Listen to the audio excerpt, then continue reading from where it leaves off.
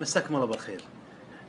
لقيت لكم حل اللي جوال يحتاج صيانة، مثل كسر الشاشة أو مدخل البطارية، وأكثر ما يتعرض الجوال للكسر. يعني وأنت تتكلم مثلا طاح منك، طبعا يا تنكسر الشاشة الأمامية أو الداخلية.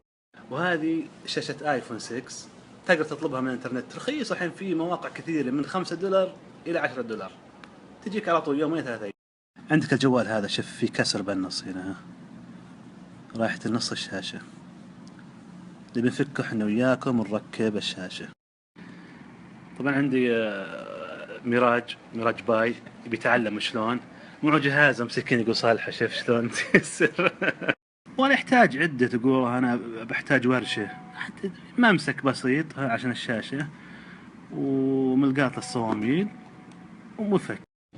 طبعا ليش الممسك؟ عشان نطلعه مع الشاشة، نفتح الباب مع الشاشة من هنا. شلون؟ بس لازم تصير حريص شوي.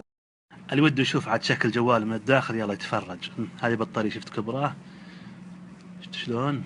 هذا ليس، هذا مدخل الشريحة، وهذه الشاشة.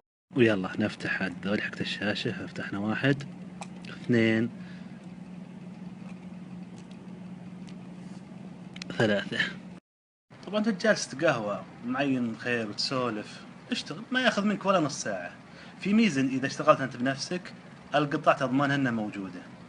واكبر دليل الجوال هذا اللي انا فاكه مر على الصيانة قبل، وفي اشياء ما ركبوها، واحتمال يمكن انهم مستبدلين اشياء رديئة بالاصلية.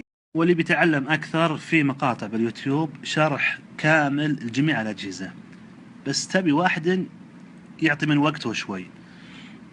انا حتى الان بالشاشة القديمة الاولى، طبعا لازم اخذ منه بعض الخرائط والحديدة هذه القاعدة والسماعة والهوم، وقضينا بالشركة والحمد لله. نبي نتأكد نشوف. ما شاء الله، مبروك. ما اخذت من ولا نص ساعة. يعني لو تبي تروح لحق الصيانة يبي لك اقل شيء يومين رايح جاي وتنتظر وما ادري وش وضعه. يلا خلاص عاد لا تصورون شلون تطبخون المقلوبة ولا ذا، صوروا شلون تزينون جوالاتكم. قسم بالله انكم مبدعين، بس عطوا من ارواحكم فرصة.